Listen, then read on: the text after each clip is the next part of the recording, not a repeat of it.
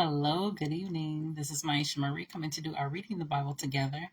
And tonight, we'll be reading 1 Samuel chapter 30 and 31 to finish out this book. We'll be finished with 1 Samuel. And then we'll be on the 2nd Samuel. So we're going to go ahead and get started. 3 days later, when David and his men arrived home at their town of Ziklag, they found that the Amalekites had made a raid into the Negev and Ziklag. They had crushed Ziklag and burned it to the ground. They had carried off the women and children and everyone else, but without killing anyone. When David and his men saw the ruins and realized what had happened to their families, they wept until they could weep no more. David's 2 wives, Ahinoam from Jezreel, and Abigail, the widow of Nabal from Carmel, were among those captured. David was now in great danger because all his men were very bitter about losing their sons and daughters, and they began to talk of stoning him. But David found strength in the Lord his God. Then he said to Abiathar the priest, "Bring me the ephod." So Abiathar brought it. Then David asked the Lord, "Should I chase after this band of raiders? Will I catch them?" And the Lord told him, "Yes, go after them. You will surely recover everything that was taken from you." So David and his 600 men set out, and they came to the brook Bezor. But 200 of the men were too exhausted to cross the brook, so David continued the pursuit with 400 men. Along the way, they found an Egyptian man in a field and brought him to David.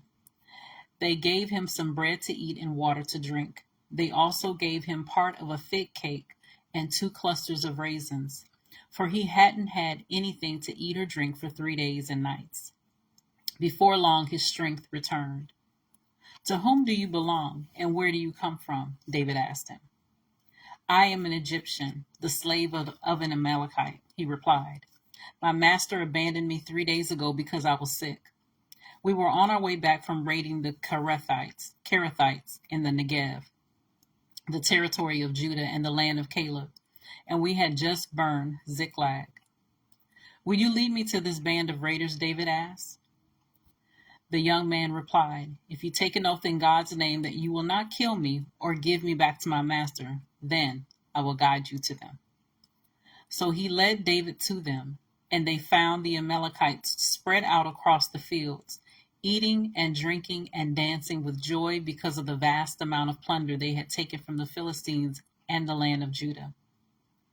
David and his men rushed in among them and slaughtered them throughout the night and the entire next day until evening. None of the Amalekites escaped, except 400 young men who fled on camels. David got back everything the Amalekites had taken, and he rescued his 2 wives. Nothing was missing, small or great, son or daughter, nor anything else had been taken. David brought everything back. He also recovered all the flocks and herds, and his men drove them ahead of the other livestock. "This plunder belongs to David," they said. Then David returned to the brook Bezor and met up with the 200 men who had been left behind because they were too exhausted to go with him. They were out to meet David and his men, and David greeted them joyfully. But some evil troublemakers among David's men said, "They didn't go with us, so they can't have any of the plunder we recovered. Give them their wives and children and tell them to be gone." But David said, "No, my brothers, don't be selfish with what the Lord has given us. He has kept us safe and helped us defeat the band of raiders that attacked us. Who will listen when you talk like this? We share and share alike, those who go to battle and those who guard the equipment." From then on, David made this decree and regulation for Israel, and it is still followed today. When he arrived at Ziklag, David sent part of the plunder to the elders of Judah, who were his friends. "Here is a present for you, taken from the Lord's enemies," he said.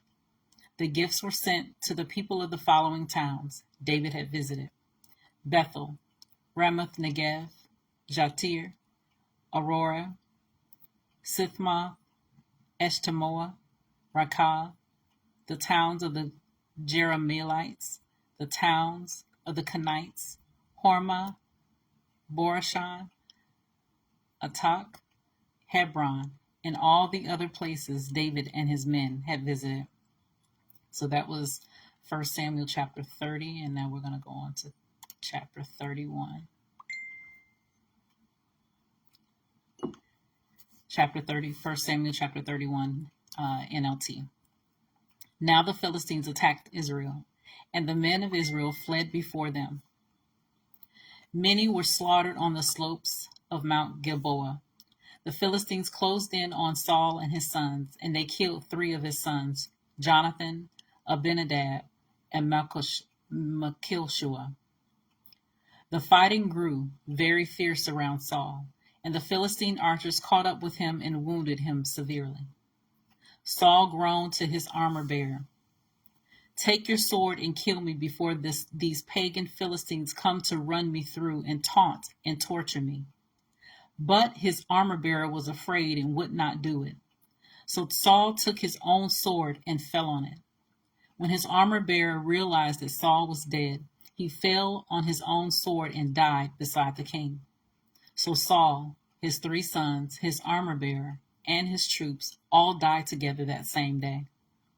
When the Israelites on the other side of Jezreel Valley and beyond the Jordan saw that the Israelite army had fled and that Saul and his sons were dead, they abandoned their towns and fled.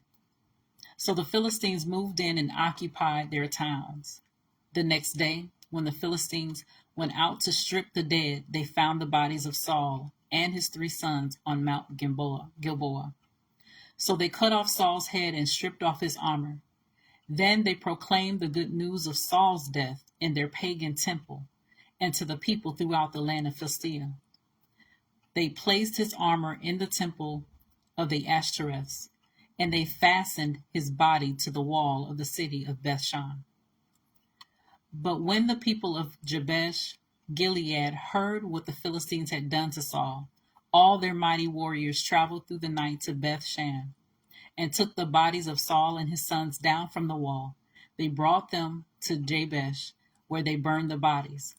Then they took their bones and buried them beneath the tamarisk tree at Jabesh, and they fasted for 7 days. So that was the end of the book of 1 Samuel. And those were the chapters of 30 and 31 of the NLT version. And so, as always, continue to search the scriptures daily to see what is true. Allow Holy Spirit to illuminate the word into your heart, your mind, and soul, bringing knowledge, understanding, and wisdom, and most of all, revelation of who God is, his true nature, his character, and how much he truly, truly loves you. We'll see you again next time.